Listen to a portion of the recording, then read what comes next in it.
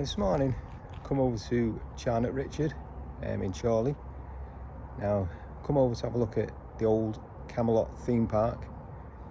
Now, this one was based around, it's like a medieval themed park, based around King Arthur and the Knights of the Round Table. It was opened in 1983 and closed in 2012. The rides and everything have long gone, so there's not too much to see.